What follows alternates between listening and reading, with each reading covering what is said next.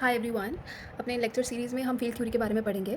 To start with it हमें rings की knowledge होनी ज़रूरी है। What is a ring? Ring एक ऐसा अलजेब्रिक स्ट्रक्चर है जिसमें एक नॉन एम्प्टी सेट से let us say R and दो binary operations addition and multiplication involve होते हैं जो कुछ एक्सियम्स को सेटिस्फाई करते हैं। और वो तीन एक्सियम्स कौन से हैं? द फर्स्ट वन इज़ हमारा set non empty set and plus operation. This should form an abelian group. What is an abelian group? जो कि 5 प्रॉपर्टीज़ हमारी सेटिस्फाई करता है। कौन सी? सॉरी, क्लोजर, एसोसिएटिविटी,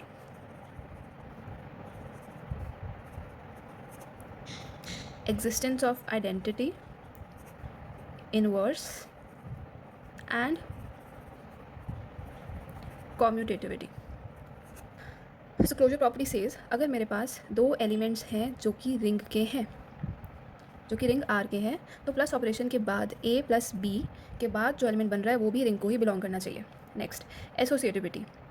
अगर हमारे पास 3 एलिमेंट्स हैं आर को बिलोंग करते हुए, देन ए प्लस बी प्लस सी, पहले मैं ए प्लस बी को ऑपरेट कर दूँ और सी बाद में करूँ, या फिर पहले मैं बी प्लस सी को ऑपरेट कर दूँ और ए बाद में ऐड करूँ, कोई फ़र्क नहीं पड़ना चाहिए। This is associativity. And what is identity? Identity का मतलब अंडर एडिशन एक ऐसा एलिमेंट हमारा इस ग्रुप में एग्जिस्ट करना चाहिए जो कि बाकी के एलिमेंट्स के साथ ऑपरेट करने के बाद हमें वही एलिमेंट दे दे। हमें पता है वो ऐसा कौन सा एलिमेंट होता है जो हम किसी भी एलिमेंट में ऐड करें और हमें वापस से वही एलिमेंट मिलता है, वही zero. So for all elements that belong to the ring R, there should exist an element that also belongs to R such that A plus 0 is equal to A. So this is what actually identity is. Inverse वो element जो कि बाकी elements के साथ operate करके हमें क्या दे answer? Identity. यहाँ पे आइडेंटिटी कौन है? ज़ीरो। तो बेसिकली मुझे ए अगर एक एलिमेंट है उसके साथ में ऐसा कौन सा एलिमेंट में ऑपरेट करूँगी मुझे आंसर ज़ीरो मिले, and that is minus A. मतलब for all A that belongs to R there exist minus a that belongs to R such that a plus minus a is equal to 0. So ये हमारा inverse कहता है कि हर element उस ring के, जो actually abelian group हम उसका एग्जाम स्टडी कर रहे हैं, उसके लिए एक ऐसा इन्वर्स एग्जिस्ट करता है जो कि उसी एलिमेंट के साथ ऑपरेट करके हमें एडिटिव आइडेंटिटी दे। Next and the last one, commutativity. Commutativity says for all A comma B, 2 elements हम आर के ले रहे हैं, मैं ए प्लस बी कर दूँ या बी प्लस ए कर दूँ, कोई फ़र्क नहीं पड़ना चाहिए, both are equal. Okay, so this is what an abelian group is. हम तो दो ऑपरेशंस की बात कर रहे थे, R plus and multiply. So हमारा next operation is multiplication, and multiplication operation के साथ हमारा आर अबेलियन ग्रुप नहीं बनाता। अगर रिंग हो तो क्या बनाता है? Semi group. सेमी ग्रुप में सिर्फ पहली दो प्रॉपर्टीज ही सेटिस्फाई होती हैं, and that is closure and associativity. Closure हमें पता है, हम मल्टीप्लिकेशन की बात कर रहे हैं, तो क्लोजर में मतलब for all a comma b belonging to R, a into b also belongs to R, ये closure property, right. R multiplication operation के साथ सेमी ग्रुप हम तब बोलेंगे जब वो दो प्रॉपर्टी सेटिस्फाई करते हैं। Closure implies for all a comma b belongs to R, a into b also belongs to R, and second a into b into c, हमने जैसे प्लस में किया वैसे हम इसमें करेंगे, has to be equal to a into b into c, कोई फर्क नहीं पड़ना चाहिए, for all a b c belonging to R. Okay, next third, अब इन दोनों को हम रिलेट कर देंगे। मतलब multiplication is distributive on both sides. Multiplication is distributive on both sides. What does it से? अगर हम मल्टीप्लाई कर रहे हैं इस तरह से, डिस्ट्रीब्यूटिव लॉ क्या होता है? A into b plus a into c, and next a plus b into c, a dot c plus b dot c. So मैं ए को मल्टीप्लाई करूँ लेफ्ट साइड से तो भी वो डिस्ट्रीब्यूटिव लॉ को फॉलो कर रहा है, या मैं सी को पीछे राइट साइड से अगर हम मल्टीप्लाई करें किसी एलिमेंट को तो भी वो डिस्ट्रीब्यूटिव लॉ फॉलो कर रहा है, for all a comma b comma c belonging to ring R. So अगर कोई ऐसा सेट जो दो ऑपरेशन के साथ मिलकर इन एक्सियम्स को सेटिस्फाई करता है तो हम उसको रिंग बोलते हैं। सो एक कंक्लूजन इतना निकलता है कि हमारा जो आर है वो प्लस ऑपरेशन के साथ अबेलियन ग्रुप है, पर मल्टीप्लिकेशन ऑपरेशन के साथ अबेलियन नहीं है, सेमी ग्रुप है। So when is a ring a field? किसी भी रिंग को फील्ड कब बोलेंगे? वेरी सिंपल, अगर यही सेट दोनों ऑपरेशंस के साथ अबेलियन ग्रुप बनाए तो दैट इज़ अ फील्ड। सी, अगर हम फील्ड के बारे में बात कर रहे हैं, field f plus multiplication and इसके f plus is also an abelian group and f multiplication is also an abelian group. अब कुछ एडिशंस हैं. अगर किसी रिंग के मल्टीप्लिकेटिव बाइनरी ऑपरेशन के साथ कॉम्यूटेटिव और जुड़ जाए, commutative ring, if this ring R is said to be commutative, अगर उसका मल्टीप्लिकेटिव बाइनरी ऑपरेशन कॉम्यूटेटिव हो, मतलब A into b is equal to b into a, तो हम उसे कॉम्यूटेटिव रिंग बोल देते हैं. Right. Unity of a ring, unity of a ring, unity of a ring मतलब उसके मल्टीप्लिकेशन वाले बाइनरी ऑपरेशन की मल्टीप्लिकेटिव आइडेंटिटी. सो हमने देखा एडिटिव आइडेंटिटी तो होती है क्योंकि अबेलियन ग्रुप है, बट मल्टीप्लिकेटिव आइडेंटिटी नहीं. ज़रूरी नहीं है कि किसी भी रिंग के पास multiplicative identity. Multiplicative identity in general क्या होती है? 1. सो अगर किसी रिंग के पास 1 बिलोंग करे किसी रिंग के पास, then it is said to be a ring with unity. A into 1 is equal to 1 into a is equal to a, मतलब एक ऐसा एलिमेंट जो कि एग्जिस्ट करके हमें सेम एलिमेंट दे, हमें कर चुके हैं. वही चीज़ मल्टीप्लिकेटिव आइडेंटिटी. सो बेसिकली ज़रूरी नहीं है कि कोई भी रिंग कॉम्यूटेटिव हो या unity of a ring. Okay. And next तीसरा कौन सी प्रॉपर्टी थी? इन्वर्स. इन्वर्स, अगर किसी रिंग का मल्टीप्लिकेटिव इन्वर्स एग्जिस्ट करता है तो हम उसे यूनिट बोलते हैं. स्लैश मल्टीप्लिकेटिव इन्वर्स मतलब मल्टीप्लिकेटिव इन्वर्स कह लो या invertible element, that is actually a unit. मतलब कोई भी एलिमेंट है हमारे पास रिंग का, उसको हम unit A is unit if there exist कोई और एलिमेंट B जो कि बिलोंग करे R को, सच दैट उस B के साथ ऑपरेट करने के बाद हमें यूनिटी मिल रहा है. ठीक है. सो बस रिंग को फील्ड बनने के लिए ये 3 एक्सिम्स भी सेटिस्फाई अगर हो गए तो हमारा रिंग फील्ड बन जाएगा. तो basically a commutative ring with unity in which every non zero element is a unit. अब नॉन ज़ीरो एलिमेंट क्यों बोल रहे हैं? ऑब्वियसली क्योंकि हम इन्वर्स की बात कर रहे हैं, तो इन्वर्स नीचे डिनोमिनेटर में नहीं आ सकता. So what is the proper definition of a field? A field is a commutative ring with unity. इतना तो समझ में आता है अभी तक. with unity 1, and we're not talking about 0, in which every non-zero element is a unit. See now, जो last वाला जो हम इन्वर्स की बात करते हैं, तो सारे एलिमेंट्स का इन्वर्स एग्जिस्ट जब करता है तभी हम उसे अबेलियन ग्रुप बोलते हैं, तब सब एलिमेंट्स का इन्वर्स एग्जिस्ट करता है. सेम यहाँ पर अगर हम उसके मल्टीप्लिकेशन वाले ऑपरेशन के साथ R को अबेलियन ग्रुप बनाना चाहते हैं, तो सारे एलिमेंट्स का मल्टीप्लिकेटिव इन्वर्स एग्जिस्ट करना चाहिए. राइट. अगर हम अब 0 तो है, 0 is always present in a ring. Why? Because it is the additive identity. अगर हम यहाँ पर 0 की बात कर लेंगे, 0 के मल्टीप्लिकेटिव इन्वर्स की अगर हम बात करेंगे 0, तो क्या हो जाएगा? 1/0 which is not defined. So इसीलिए we study in which every non-zero element is a unit. So I hope it is very much clear. तो फील्ड की डेफिनेशन इससे हम थोड़ा बहुत एग्जाम्पल्स पढ़ेंगे. अब हम फील्ड के एग्जाम्पल्स को कैटेगराइज कर सकते हैं. कैटेगराइज कैसे? Between infinite fields and finite fields. Okay. So infinite fields हम नंबर थ्योरी पढ़ते हैं, हम बहुत तरह के सेट्स के बारे में डिस्कस करते हैं, स्टार्टिंग विथ नेचुरल नंबर्स, उससे बड़े integers, and then we have rational numbers, then we have real numbers, then we have complex numbers. अब हम इनमें से कौन से फील्ड होंगे, कौन से नहीं होंगे? फील्ड कौन थे? ईजी वे कैसे हम देखेंगे? प्लस ऑपरेशन, मल्टीप्लिकेशन ऑपरेशन दोनों अबेलियन ग्रुप बनाने चाहिए. और दोनों अबेलियन ग्रुप बनाने के लिए यहाँ पे 2 एलिमेंट्स सबसे ज़्यादा ज़रूरी होने कौन से हैं? 0 and 1 always belong to field, क्योंकि ये कौन सा हो गया? Additive identity, and this is multiplicative identity. तो ये हमेशा फील्ड को बिलोंग करेंगे. सो नेचुरल नंबर्स तो नहीं है field. Very much clear. Next, is integer of field? No. Why is it not? क्योंकि इंटीजर्स में फ्रैक्शंस नहीं आते. अगर फ्रैक्शंस नहीं आएंगे तो हमारा 1/2 is the multiplicative identity of 2 and it does not belong to z.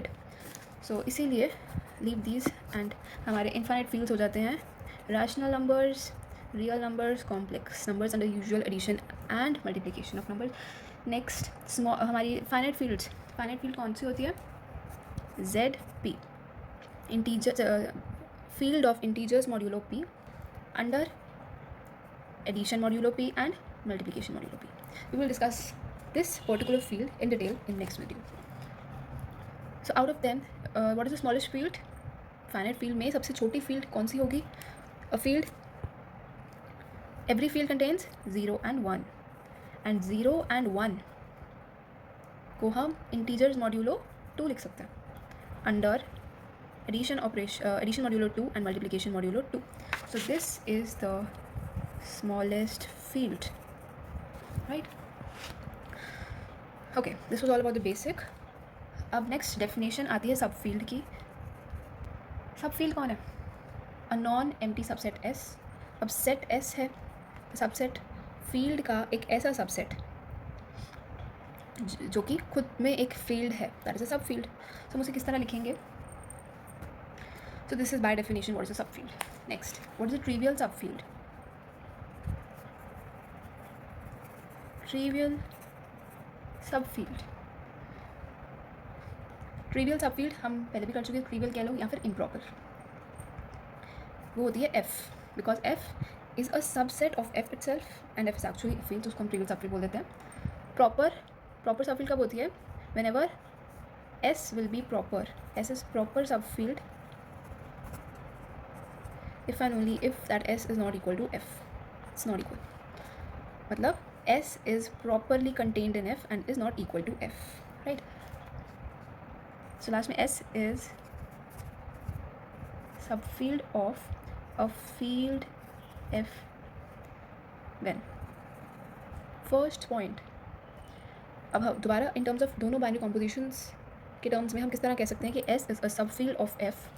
पहला ये कहता है कि s और plus operation s is subgroup of f under addition operation. Next कहता है set of all non zero elements of s form a subgroup, मतलब s minus set s minus zero set of non-zero elements of s with the multiplicative binary operation. So s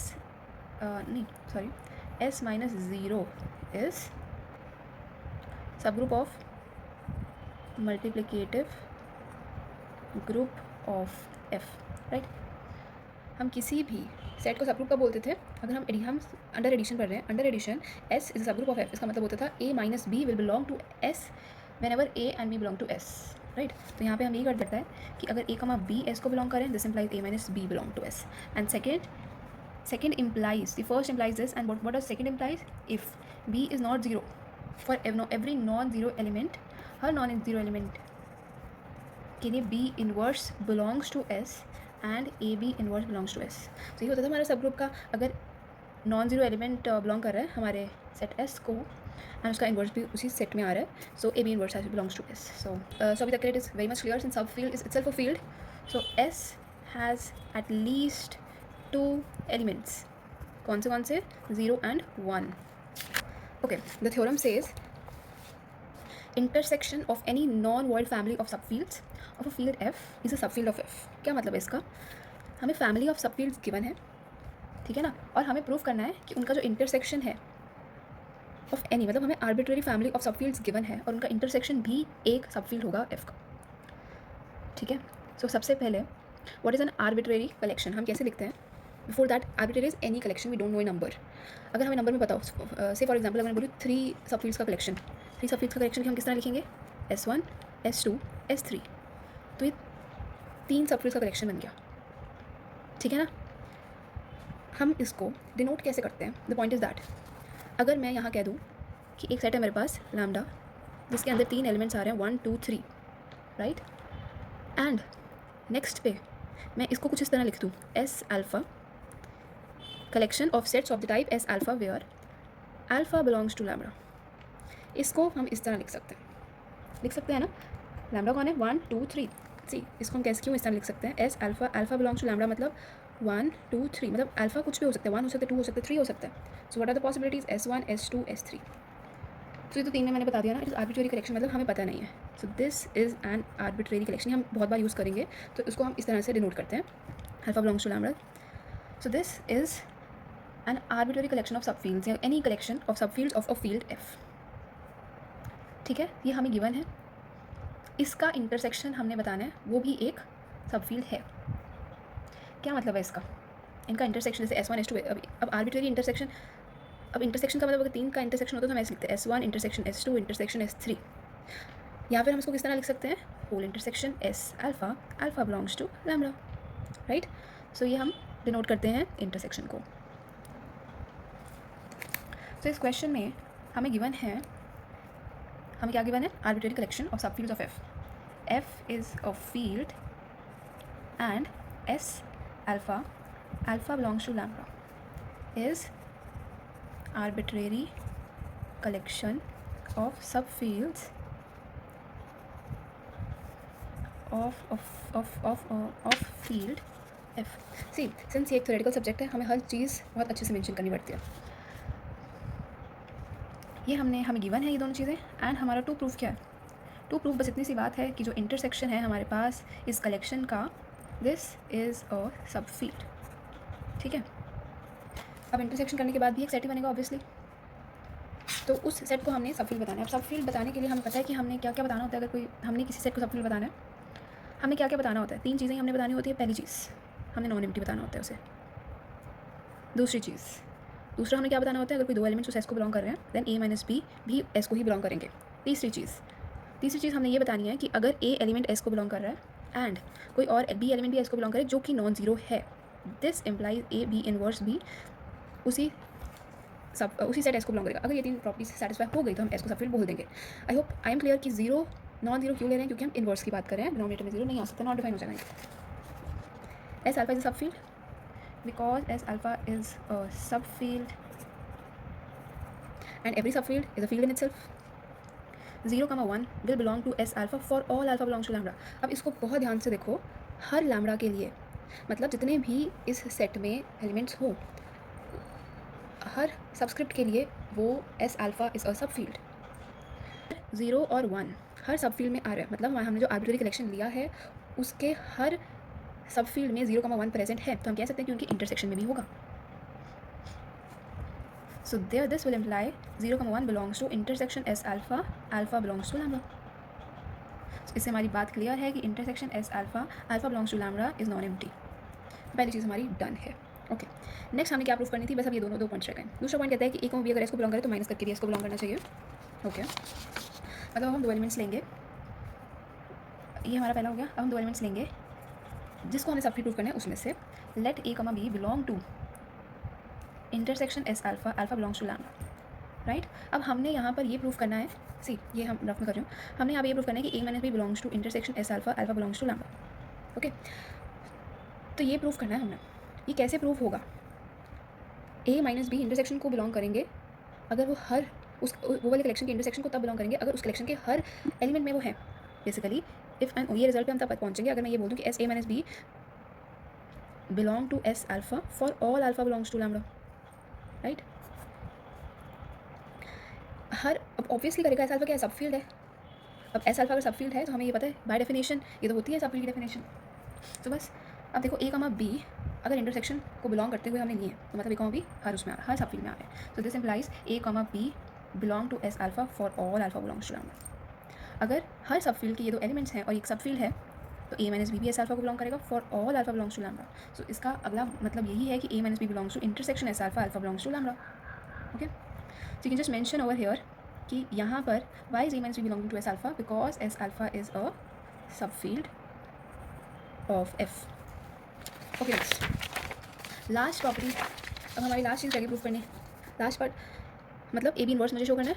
last में हम क्या लेके चलेंगे, let a comma b belong to S alpha, और sorry let a comma, उस intersection को ही हम लेंगे, let a comma belongs to S alpha, intersection S alpha, alpha belongs to lambda. और हमें यहाँ पर प्रूफ करना है कि a b inverse belongs to intersection S alpha, alpha belongs to lambda. ये कब होगा? When a b inverse belongs to S alpha for all alpha belongs to lambda. ठीक है, why will it belong? Because again the same result, b S alpha is a subfield. अगर ए comma B intersection को belong कर रहे हैं, then a comma b belongs to S alpha for all alpha belongs to lambda. यही मतलब है for all और intersection का, यही मतलब। And for non zero b implies B inverse belongs to S alpha. B inverse को S alpha belong करेगा because S alpha is a subfield. subfield है तो field है तो abelian group multiplication and addition दोनों abelian groups होते हैं, ये multiplicative inverse exist करता है हर element का। so अगर B inverse भी S alpha में आ रहा है तो A भी inverse भी S alpha में आएगा। क्यों? क्योंकि A because subfield abelian group under multiplication and that is closed in itself, multiplication is closed. so अगर for all alpha belongs to lambda, her field के लिए ऐसा होगा A B inverse belongs to intersection S alpha, alpha belongs to lambda. That's it. So इन तीन results से हमें ये पता लगता है कि intersection S alpha, alpha belongs to lambda is a subfield of F. So that is it for today. So कल को हम कुछ examples करेंगे regarding them. Thank you for watching.